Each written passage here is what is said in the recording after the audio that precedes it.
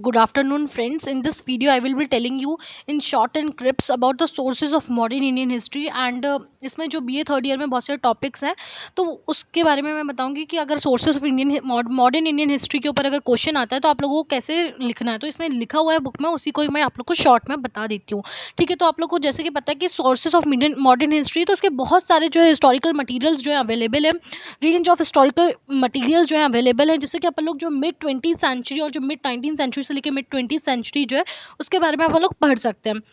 ठीक है, तो बहुत सारे हिस्टोरिकल मटेरियल्स अवेलेबल, तो there is a range of historical material available है for the understanding of India. Okay, understanding India from mid 19th century to mid 20th century. लेकिन जो कुछ क्रूशियल जो इंपॉर्टेंट जो सोर्सेज है मॉडर्न इंडियन हिस्ट्री के, तो let us see them. Okay, तो फर्स्ट जो सबसे क्रूशियल जो आप लोग को उसमें याद रखना, देखो ए बी सी, दैन उसके बाद मेरा नाम पी से आता है, फिर उसके बाद my brother name came from N and then the remaining one is O. तो इससे जो है टोटल 6 नाम आप लोग को याद रखना है, जो कि आप लोग को मेंशन करके आना है एग्जाम में। ओके, तो फर्स्ट इज जो ए से आएगा archive materials. Okay, archive materials. Then second which comes is biographies and जो अपना ट्रेवल अकाउंट्स है वो। ओके, तो archives, biographies and travel accounts. Then C comes for creative literature. Then P for paintings. Okay, तो उससे अपन लोगों को sources जो मॉडर्न हिस्ट्री के बारे में पता चलता है। Then N for newspapers and journals है, and O for oral evidences. Okay, तो ये 6 आप लोग मेंशन करिएगा। फर्स्ट ए से आर्चिव मटेरियल्स, बी से बायोग्राफीज एंड जो ट्रेवल अकाउंट्स है, देन सी से क्रिएटिव लिटरेचर एंड पी से पेंटिंग्स, एंड जो अपना आता है उसके बाद N newspapers and journals, and for last is O, that is oral evidence. Let us talk about one by one. Let's talk about then first is archive materials. Okay, तो archive materials उसके पहले जानने से पहले लिखने से पहले आप लोगों को पता होना चाहिए आर्चिव क्या। ओके, तो आर्चिव क्या है? हिस्टोरिकल रिकॉर्ड्स और जो डॉक्यूमेंट्स थे उनका कंपाइलेशन जो है। ओके, तो हिस्टोरिकल डॉक्यूमेंट्स एंड जो रिकॉर्ड्स हिस्टोरिकल जो बहुत पहले जो रिकॉर्ड्स डॉक्यूमेंट्स है उनका कंपाइलेशन, ये प्राइमरी डॉक्यूमेंट्स होते हैं। ओके, चूंकि प्राइमरी सोर्स डॉक्यूमेंट्स होते हैं।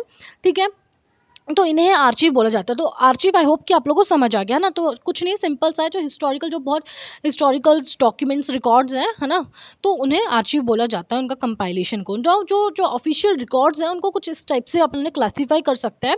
तो सबसे पहले आता है अपना सेंट्रल गवर्नमेंट के archives. Okay, then state government के archives. Okay, then central government, state government के आर्चीव्स। देन उसके बाद आप लोगों को पता है कि जो अपना ब्रिटिश टाइम है उस टाइम पे 3 प्रेसिडेंसीज बनाई गई थी। कहाँ कहाँ बनाई गई थी वो प्रेसिडेंसीज? बॉम्बे, बंगाल एंड मद्रास। तो उनकी आर्चीव्स होगी ऑब्वियसली। फिर उसके बाद यूरोपियन पावर्स के जो अपनी आर्चीव्स होगी। यूरोपियन पावर्स में कौन कौन आ जाता है? अपने पोर्टुगीज आ जाते हैं ना, डच आ जाते हैं, ब्रिटिशर्स भी आ जाते हैं, फ्रेंच आ जाते हैं। तो इनकी आर्चीव्स होंगी ना। पब्लिश्ड आर्चीव्स, आर्चीव्स में क्या जाता है? जो रिपोर्ट्स होती थी, जो डिबेट्स होती थी ना, तो उनके जो पूरा रिकॉर्ड्स बनाया जाता था, तो वो सब इसके अंदर जाता है। जो रिपोर्ट्स, जैसे कि जो अपने जो रॉयल कमीशंस होते थे, जो कमिटीज बनाई जाती थी पार्लियामेंट में, तो उनके रिपोर्ट्स जो होते थे तो वो पब्लिश्ड आर्चीव्स में आ जाते हैं। ठीक है, फिर उसके बाद जो पार्लियामेंट्री डिबेट्स जो होती थी इंडियन एम्पायर में, जो गैजेट्स होते थे, वीकली गैजेट्स रिलीज होते थे। गैजेट्स इन द सेंस वही ऑफिशियल रिकॉर्ड्स जो डॉक्यूमेंट्स होते हैं उसी को ही गैजेट्स बोला जाता है। फिर उसके जो लॉज एंड रेगुलेशंस होते थे, तो ऑब्वियसली उनका भी कुछ रिटर्न फॉर्म होता होगा, तो उसको भी जो है रिकॉर्ड के फॉर्म में रख दिया जाता होगा। तो वो एक collection of records and regulation. तो इन शॉर्ट मैं फिर से बता रही हूँ क्या क्या: सेंट्रल गवर्नमेंट के आर्चीव्स, स्टेट गवर्नमेंट के आर्चीव्स, फिर उसके बाद प्रेसिडेंसीज के आर्चीव्स, उसके बाद यूरोपियन पावर्स के archives, and then publish archives. Publish archives में रिपोर्ट्स हो गई, पार्लियामेंट्री रिपोर्ट्स, डिबेट्स हो गई, गैजेट्स हो गए, and also laws and regulations का कलेक्शन। देन लास्ट जो 6 पॉइंट है ये अपना ना, तो टोटल 6 पॉइंट है जुडिशियल आर्चीव्स। जुडिशियल आर्चीव्स में आप लोग ये याद रखिएगा कि जो रिकॉर्ड्स जो थे, है ना, किसके? जो मेयर कोर्ट था बॉम्बे में, जो कि फाउंड किया था 1728 में, तो उसके जो रिकॉर्ड्स हैं वो आ जाते हैं जुडिशियल आर्चीव्स में। Okay, records of the mayor court in Bombay which was founded in 1728। यहाँ एक फैक्ट लिखा जो कि एमसीक्यू फॉर्म में आ सकता है आप लोगों को। तो जेम्स रेनिल जो थे, ये जो कि first survey general of India, okay, तो सॉरी बंगाल, तो जो फर्स्ट सर्वेयर जनरल थे बंगाल के, जो कि 1767 में इन्होंने फर्स्ट सर्वे रिलीज किया होगा, तो he is called as the surveyor general of Bengal. Okay, तो who is the first surveyor general of Bengal?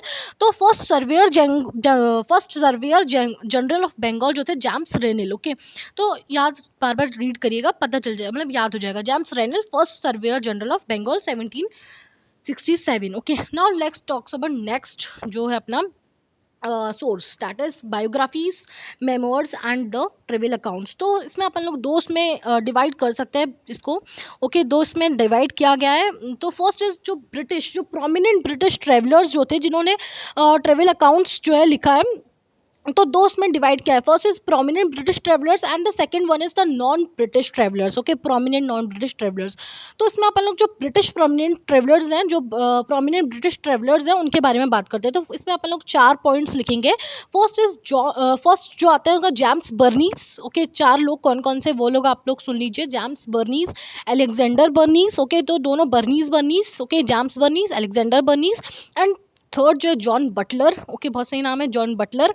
And जो फोर्थ नाम है जो है वो जेसी डेविडसन। ओके, तो जॉन्स जो अपन क्या क्या इन्होंने जो है ट्रेवल अकाउंट्स लिखा है, लेट अस सी।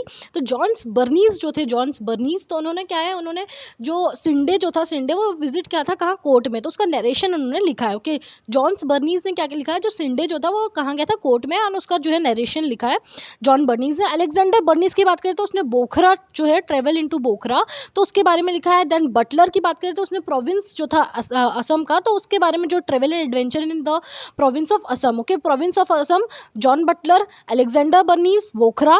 एंड जो जेम्स बॉर्नीस थे, दोनों जो भाई भाई हो सकते हैं, हो भी सकते, नहीं भी हो सकते हैं, पता नहीं। तो जो सिंडे था, जो वो कहाँ गया था, कोर्ट में गया था, तो visit the court of Sinde, तो उसका नैरेटिव है जेम्स बर्नीस के बाद। Then last is the J C Davidson.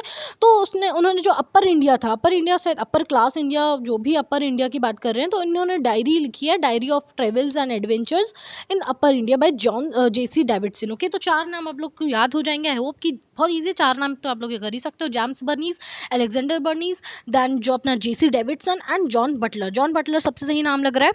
Okay, province of Assam. ठीक है, एडवेंचर कहाँ किया था उन्होंने, adventure and travels in the province of Assam. ठीक है, चारों याद हो गए। उसके बाद आप अपन बात करते हैं प्रोमिनेंट जो नॉन ब्रिटिश ट्रेवलर्स है ना, ब्रिटिशर्स नहीं थे ये, नॉन ब्रिटिश ट्रेवलर्स थे, उनके बारे में। तो इसमें अपन बात करें तो इधर आता है विक्टर जैकमॉन्ट का नाम। ओके, विक्टर जैकमॉन्ट जो थे, विक्टर जैकमॉन्ट, ये इन्होंने 1728, 1729 और 18 है ना, 1828, 1829 और 1831 जो है, तो इन्होंने जो ब्रिटिश डोमिनेंस थे ऑफ इंडिया ना, तो ब्रिटिश डोमिनेंस जो इंडिया में, जैसे तिब्बत, लाहौर एंड कश्मीर, तो यहाँ इन्होंने जर्नी की, तो उसके बारे में इन्होंने डिस्क्राइब किया किसका, describe the journey into the British dominion of India, Tibet, Lahore and Kashmir. Then second जो अपना नाम आता है वो आता है बेरॉन चार्ल्स का। ओके, इन्होंने पंजाब एंड जो अपना पंजाब एंड कश्मीर जो है उसमें ट्रेवल किया। Okay, travels in Kashmir and Punjab, तो उसके बारे में इन्होंने मेंशन किया। तो इतना पूरा समझ आया, 2 ही पॉइंट है, दो, एक तो नाम क्या है अपना, बैरॉन चार्ल्स। ओके, चार्ल्स का नाम याद रख लेना, Jacquemont. Okay, Victor Jacquemont, तो Victor Jacquemont and Bacon Baron Charles. Okay, Baron Charles and Victor Jacquemont. ठीक है, तो बहुत इजी था। ठीक है, देन अपन लास्ट बोल रहे, थर्ड जो है source, newspaper and journals. Newspaper and journals में यार, एक तो आप लोग बाल गंगाधर तिलक का याद कर लो, है ना, तो केसरी था, है ना, और महारथा, ये 2 उन्होंने पब्लिश किया था। एक महात्मा गांधी का याद कर सकते हो, यंग इंडिया जो उन्होंने पब्लिश किया था। फिर उसके बाद जी सुब्रमण्यम अय्यर जो उन्होंने क्या पब्लिश किया था, हिंदू एंड स्वदेश मित्रम। ओके, तो वो याद रखो। फिर फर्स्ट जो है, तो ये थोड़ा अलग है इन सबसे, अपने ये इंडियंस थे, ये इंडियन नहीं है, जेम्स अगस्तो हिक्के जो है, Hicky. Okay, James Augustus Hicky, इन्होंने 1780 में रिलीज किया था, जो इंडिया का फर्स्ट न्यूज़पेपर है। Okay, India first newspaper, Bengal gazette है, द बंगाल गैजेट, और कलकत्ता जनरल एडवर्टाइजर है। इसमें और क्यों लिखा है पता नहीं, 2 नाम होंगे शायद। ओके, तो द जनरल गैजेट और द कलकत्ता बंगाल, जो कलकत्ता जनरल एडवर्टाइजर है। ओके, तो इंडिया फर्स्ट न्यूज़पेपर, तो जेम्स अगस्तो हिक्की 1780 में इन्होंने रिलीज किया। तो सिर्फ इतना याद रख लो यार, जो first India newspaper Calcutta general advertiser, Calcutta general advertiser. Okay, James Augustus Hickey, Calcutta general advertiser, India first newspaper. Okay, तो 4 मैंने बता दिए। एक तो महात्मा गांधी का याद हो गया होगा, यंग इंडिया, बाल गंगाधर तिलक का केसी एंड महारथा, जी सुब्रमण्यम अय्यर का जो है अपना जी सुब्रमण्यम अय्यर का हिंद एंड स्वदेश मित्रन, है ना, तो स्वदेशी, है ना, तो उससे याद रख लीजिएगा, स्वदेश मित्रन। एंड जो फोर्थ अपना आता है जेम्स अगस्तो हिक्की, ये फर्स्ट जो अपना इंडियाज का newspaper, India's first newspaper, the Bengal gazette. Okay, the Bengal gazette, और जो अपन कलकत्ता जनरल एडवर्टाइजर भी बोलते हैं। देन बात करते हैं उसके बाद creative literature. Okay, creative literature तो बहुत अच्छा इसमें लिखा है क्रिएटिव लिटरेचर का। तो सबसे पहले तो सब लोग को लिटरेचर में सबसे पहले नाम जो आता है बंकिम चंद्र चटर्जी का आता है। तो उन्होंने जो इंडियन थे, है ना, आनंद मठ करके उन्होंने अपना लिखा था, आनंद मठ बाय बंकिम चंद्र चटर्जी। इसमें इन्होंने लिरिक्स जो है bye lyrics of Vande Mataram वो मेंशन किया है। सन्यासी रिवॉल्ट जो था उसका डिपिक्शन है। ओके, तो आनंद मठ इसमें क्या है, वंदे मातरम, सन्यासी रिवॉल्ट। एंड उसी के बाद बंकिम चंद्र चटर्जी का जो है अपना एक और है, राज सिम्हा। ओके, राजा सिम्हा। ठीक है, तो बंकिम चंद्र चटर्जी के दो याद रख लीजिएगा, एक तो आनंद मठ, दूसरा राजसिम्हा। जो आनंद मठ है उसमें वंदे मातरम का लिरिक्स एंड जो डिपिक्शन है सन्यासी रिवॉल्ट का। ठीक है, फिर उसके बाद आप लोग देखोगे जितने भी नाम है बाकी के जो रिमेनिंग 5 है, तो वो सब गॉड से रिलेटेड है, भगवान से रिलेटेड नाम है। तो सबसे पहले जैसे कि आप लोग देख सकते हो, गिरजा देवी, राम तीर्थ है ना, राम जी, गिरजा देवी, गिरजा मतलब मंदिर को बोला जाता है, गिरजा घर है ना, Girja Ram, Ram ji. And then Shiva Shankar, that Shiv भगवान। And the last is Krishna Rao, that is Krishna भगवान, है ना। तो चारों पांचों जो नाम है, इक्षा राम एंड शूर्य राम, तो शूर भी एक भगवान है। ओके, तो इक्षा राम, शूर्य राम देसाई, राम तीर्थ, है ना, तो ये एटलीस्ट नाम तो एक बार याद कर लो। तो इक्षा Ram, शूर्य Ram Desai, Ram Tirth Thambal, then Thakazhi Shiva Shankar. Okay, Thakazhi Shiva Shankar, Thakazhi Shiva Shankar ji, G V Krishna Rao. Okay, तो इक्षाराम शूरराम देसाई जो थे, इन्होंने क्या पब्लिश किया था, इन्होंने फर्स्ट नोवेल जो है Hind and the Britannica. Okay, तो इनकी हिंद एंड ब्रिटानिका इक्षाराम शूरराम देसाई की। देन गिरजा देवी जो थी, उनका जो मोहन राजा है ना, मोहन राजा, तो मोहन राजा का रा वाला वहाँ लगा देना, मोहन रा। एंड राजानी। ओके, मोहन रा राजानी, मोहन राजा याद रख लो तो उससे वहाँ याद आ जाएगा मोहन रा राजानी। ठीक है, तो मोहन रा राजनी, that by written by Girja Devi. Then Ram Tirth Thambal जो है, राम तीर्थ थम्बल, इनका क्या है, दासी कालीन। ओके, दासी कालीन मोसावालीन, है ना। तो बहुत अजीब गरीब सा थोड़ा नाम है, दासी, तो उसको आप लोग इस टाइप से थोड़ा थोड़ा कॉमेडी है, इस टाइप से याद कर लो कि दासी काली, है ना, तो दासी काली मोसा वाली, तो इस टाइप से ठीक है, तो याद कर सकते हैं, दा तो वहाँ याद आ जाएगा वो, दासी कालीन मोसा वाली। ठीक है, तो राम तीर्थ थम्बल का। देन उसके बाद शिव शंकर का, थकाजी शिव शंकर। तो उनका जो है, शिव जो है, शिव जी कहाँ रहते हैं, डेट वो चोटी में रहते हैं ना, तो चोटी रहती है ना, तो वो चोटी से टोटी युद्ध मकान। ओके, टोटी युद्ध मकान एंड चैमीन। ओके, चैमीन। तो these are the major works of Shiv Shankar. Okay, तो ठकाजी शिव शंकर पूरा नाम जो है, ठकाजी शिव शंकर के, चामीन एंड टोटी युद्ध मकान।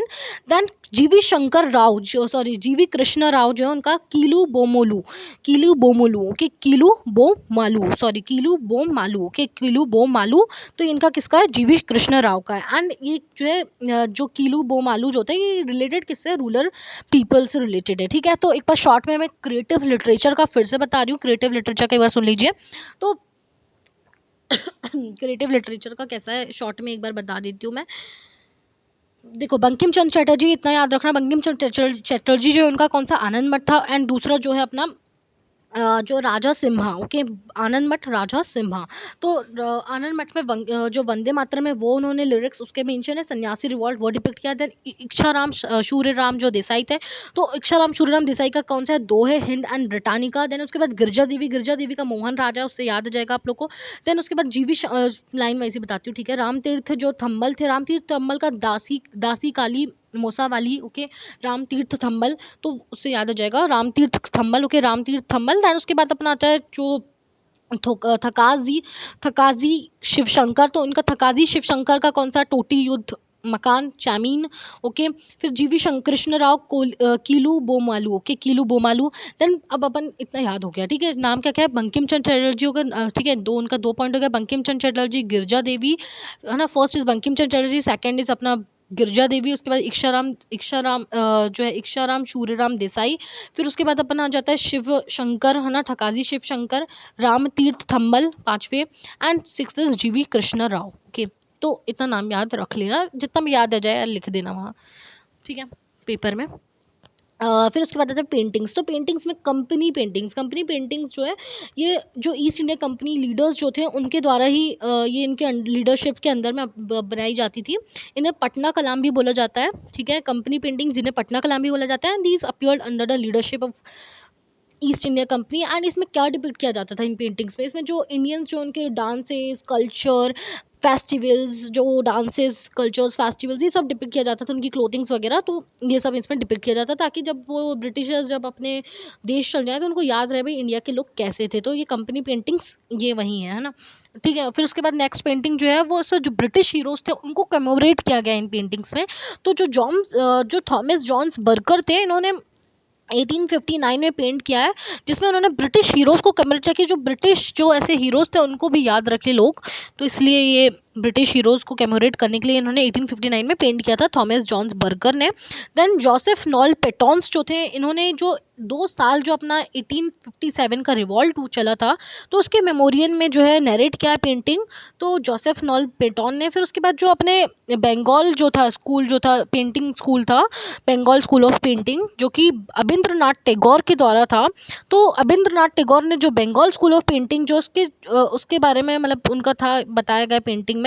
तो इसमें इंस्ट्रूमेंटल कौन थे? EB Havell and Anand K Coomaraswamy. Okay, तो E B Havell and Anand K Coomaraswamy were instrumental in the growth of Bengal school of painting, जो कि किसके द्वारा चलता था? अबिंद्रनाथ टैगोर। तो 4 पॉइंट है, एक तो कंपनी पेंटिंग, इन्हें पटना कलाम भी बोला जाता है, फिर उसके बारे में आप लोग लिख दीजिएगा कैसा क्या है। फिर उसके बाद अपना एक नाम आता है जॉन्स, एंड तीसरा नाम आता है जोसेफ, एंड चौथा नाम आता है अबिंद्रनाथ टैगोर। अबिंद्रनाथ टैगोर को किसने साथ दिया था? जे ईबी हेवेल्स ने and Anand कुम्मर Swami. Okay, Anand K Coomaraswamy, E B Havells, Joseph Noel Patons and Thomas Jones जो है बारकर। तो आई होप कि आप लोगों को समझ आ गया होगा वीडियो में कि बहुत ठीक है ना, समझ आ ही गया होगा।